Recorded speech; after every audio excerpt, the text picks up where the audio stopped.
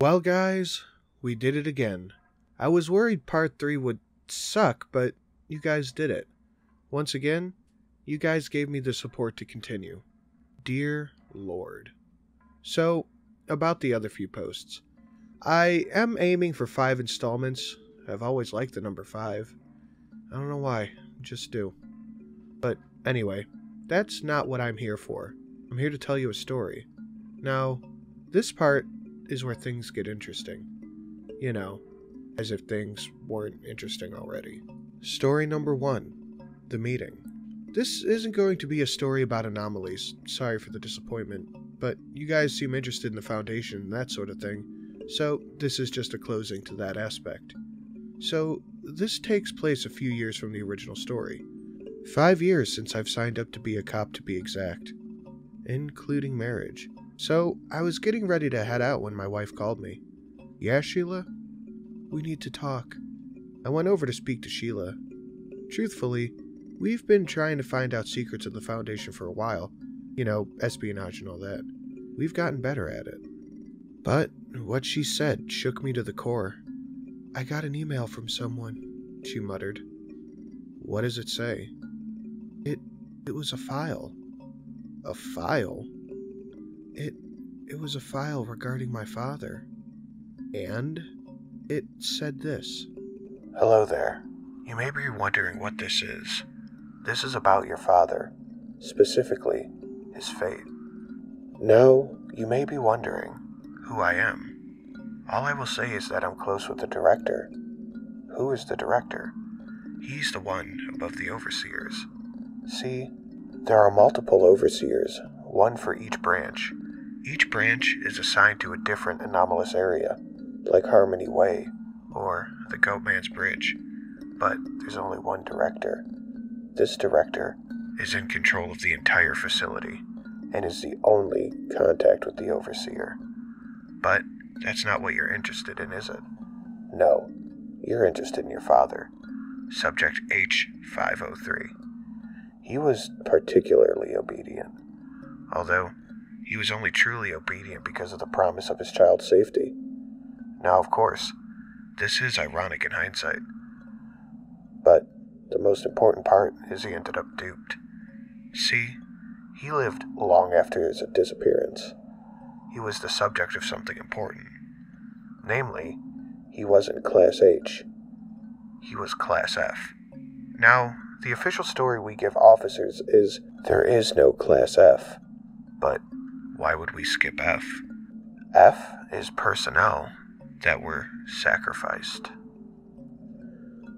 Sacrificed to what, exactly? Well, that shit-eating deer. The same one we see in every anomalous zone. And yes, it's the same one. D-01. We don't know where it came from, but we know it's probably one of the most powerful anomalies out there. It's able to summon viruses at will, create new organisms from nothing. It could destroy the Harmony Way, potentially the whole world if it wanted to. Which is why we offer sacrifice. It likes to eat. It's a hungry being after all. It likes to taste of humans best. Which is why we offer it human on the 4th of every month. And this year, it was your dad. For that, I'm truly sorry. I put many people to death, and I'm making up for this now.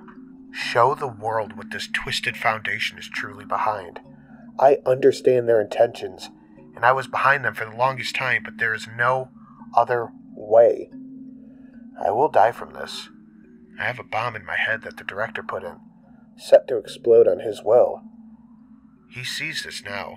He will probably go after you. He will put in all of his efforts into this. This is sensitive information.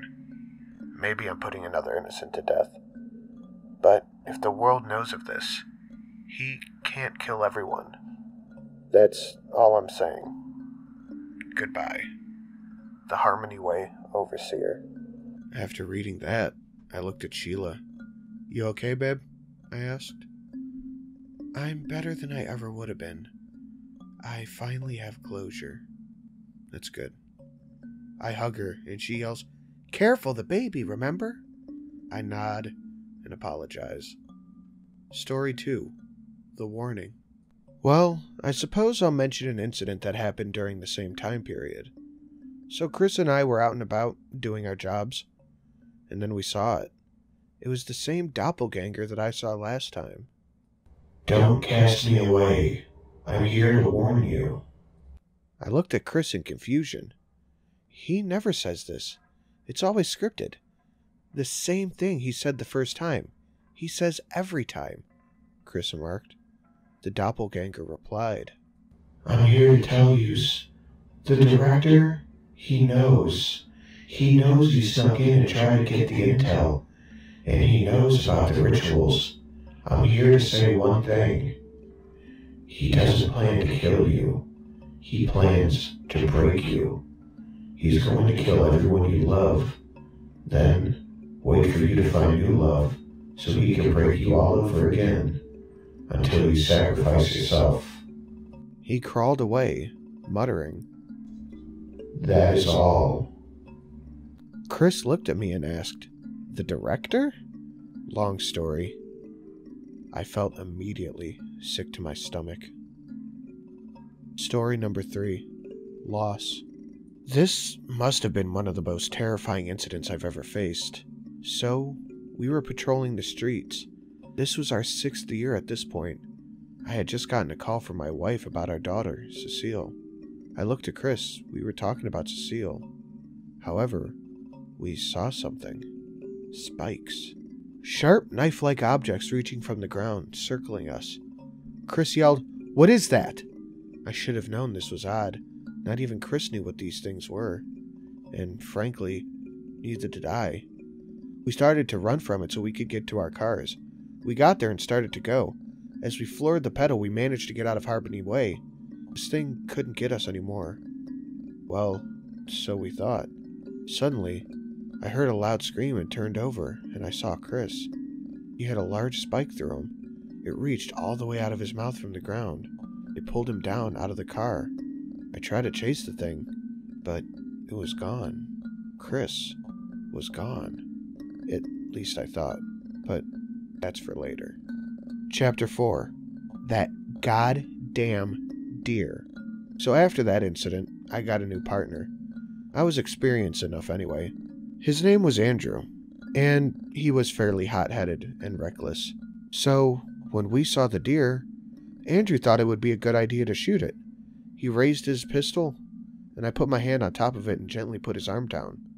Andrew, the first thing you know, you don't hunt things here. That's the Foundation's job. Secondly, that deer is especially dangerous. Sure enough, the deer grew wings and flew away. There it was. Symbols. Symbols for Latin, new future. As I read this, and a pat on his shoulder, remembering my first years of being an officer with Chris, I still miss him sometimes. I do. I can only hope he's up there now. But, as the deer said, as much as I hate that bastard, he's right about my new future.